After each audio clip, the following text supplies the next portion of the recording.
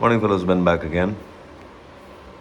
What you see in there is a K and N filter, and with that, I also have a waterproof sock. This is a. I'll attach a link of the product in the description. But that aside, the waterproof sock can't sit on the Canon filter because of this particular airbox design, which draws in air from here, and the air gets filtered by the filter inside out, not outside in. So if you were to throw in a waterproof sock, its job is technically to filter outside in. Whereas with this particular filter, it's going to be inside out. So there's no point in having the waterproof sock on the outside of the filter because the air goes from inside to out, and that will end up being the last layer of filtration.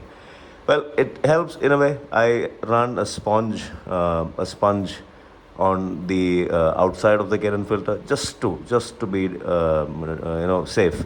If the Canon filter were to get punctured by something, that the sponge should stop it. But that being said, this is an even better idea. What you have here is the waterproof sock, two layers of it, or one layer of it, depending on how good your filter is. If your filter is brand new, you can add two layers of it. If your filter is used, and mine is almost 6 years old, so yeah, so I just run it like a cover here.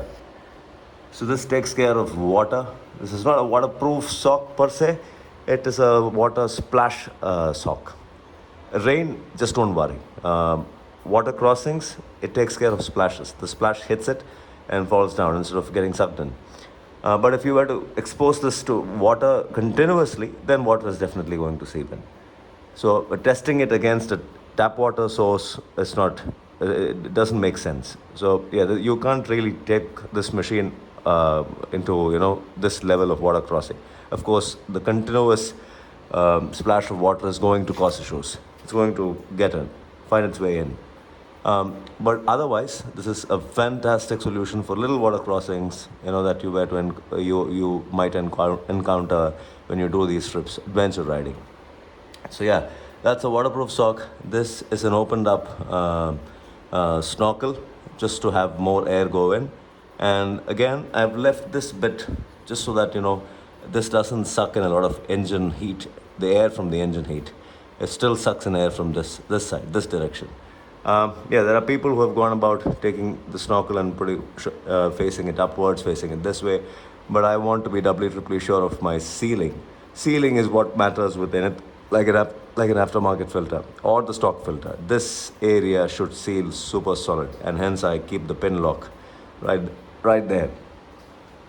And now, coupled with, if you still want more air to go in, depending on your state of tune, that's a Powertronic. So if you want to go in with a little more air, then that is a solution. That's a 2-layer mesh screen. This allows for more air. And how you go about doing it is you drill a hole and you have something like that on the back side. Use double side tape, really good strong double side tape. Use a plastic sheet, a very good plastic sheet, and then secure it like that.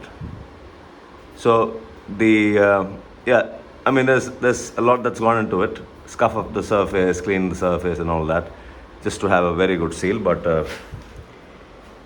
that's 2 layers of mesh screen, stainless steel mesh screen. This is dirt. This is not rust. This will not develop rust. I will attach a link to this screen. You can also make use of. I was a little bit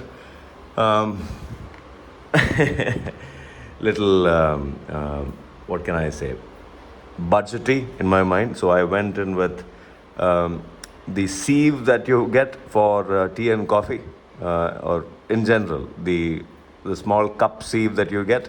I use that, and I cut out these mesh screens from that.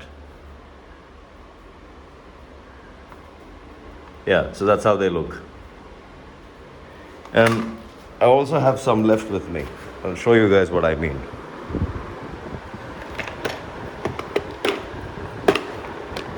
So this would be the finer layer, and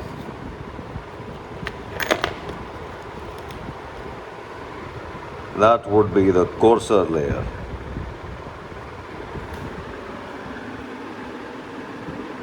Yeah.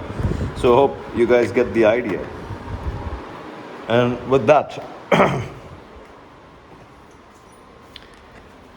what we have is a fantablastic air filtration system. And I've gone about placing it here because that's not going to be covering my legs.